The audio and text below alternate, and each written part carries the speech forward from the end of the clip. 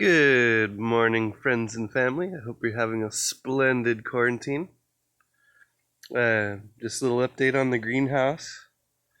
Um, got the misting system installed, so we're going to turn this greenhouse into a cloning station where we're going to propagate fruit sticks, um, elderberries. I'm going to start cranking out a bunch of elderberries. I have a refrigerator full of scions. I'm going to try to root those, different strange varieties of fruit. Um, Taking the old garlic is starting to grow. Threw some ginger in there. So that's kind of where we're at with that. We're making baskets because we have a gopher problem. So I was trying to make 20 so that when the grapes or some of these plants are ready, we can plant them. We'll have the baskets already made. They're kind of hard on your fingers. They blister up your fingers.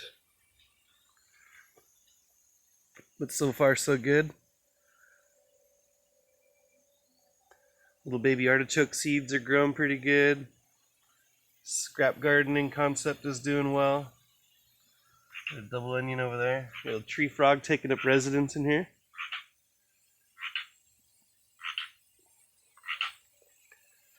So what I did too is I took these totes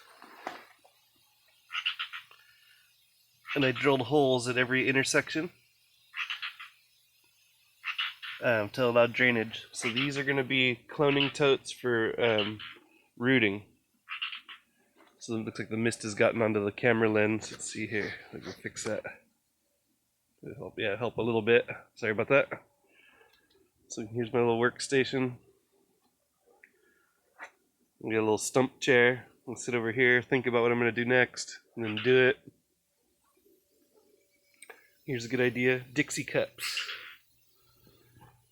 You can drill holes in the bottom of the Dixie cup or melt them in and then put them in these little milk crates, and then now they're stackable. So you can sprout seeds. It doesn't take up hardly any space. And each level has 9 cups with, a good 6-8 inches of room for the plants to grow underneath. So that's a cool concept. We're going to collect those from the roadside or wherever we can get them for free. Try to get those gathered up. Pomegranates are doing good.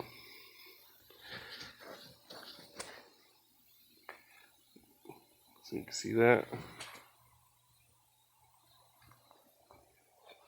So, yeah. This misting system, when it starts getting warmer, it's going to go on for, an hour or two and just mist in the heat and create like a tropical jungle in here. That way the shoots don't run out of water faster than they can pull it out of the medium. So, cool little concept there. Get the misting system going. It's actually kind of comfortable when it's cold outside, like 55 degrees outside, and then I come in here and it's 100, and with 100% humidity, it's like going into a little tropical, rainforest or something. And as these plants grow, and I'm gonna bring in some ferns and stuff, it's gonna really be cool. So anyway, this is my new office. I just ordered some biodegradable planter pots, little small ones that are about the same size as a Dixie cup, so that I can propagate plants and either take them to market and sell them or plant them straight in the ground and not have to transplant. Because I have plenty of inventory with the Dixie cup method. And then a bunch more Dixie cups down there, and then a bunch more in the house ready to go. So that's a good method.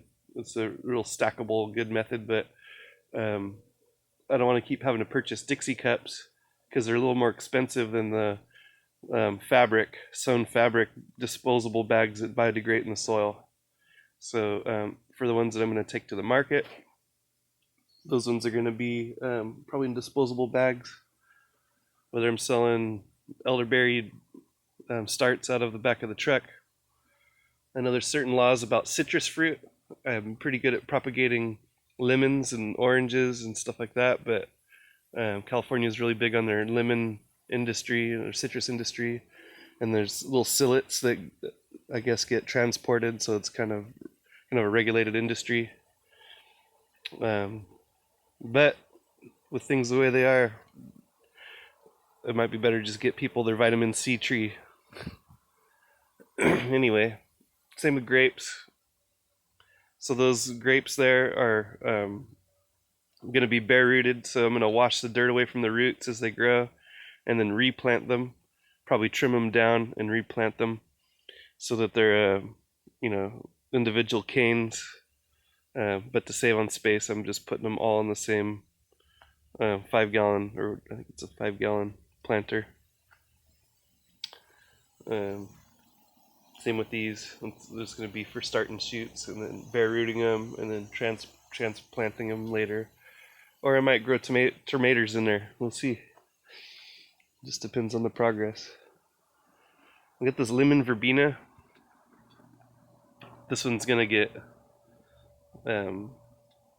propagated too. So I like lemon verbena. If you've ever smelt a fresh leaf of lemon verbena, it makes a really good tea.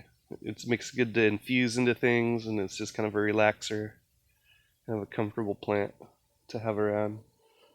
I started some sweet peas,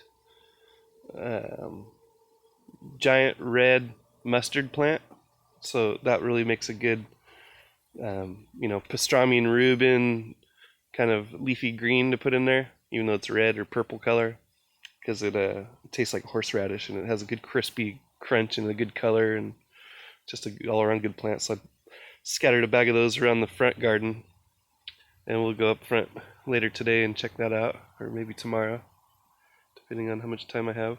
I'm on daddy duty today, so my wife is working from home, but I try to give her that space so that she can get her work done.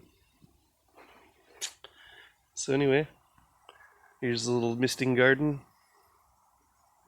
kind of controlling the environment a little bit. So shout out to my friends and family who are also gardening, and sharing ideas and sharing progress, and I'm just super stoked that we're building like a stronger community, and bouncing ideas off each other and showing our progress, and maybe someday we'll be able to take it up to the next level, scale up and share some of these concepts or even the products back and forth and stuff. So cheers to all my loved ones and all my friends and all those who are tuning in.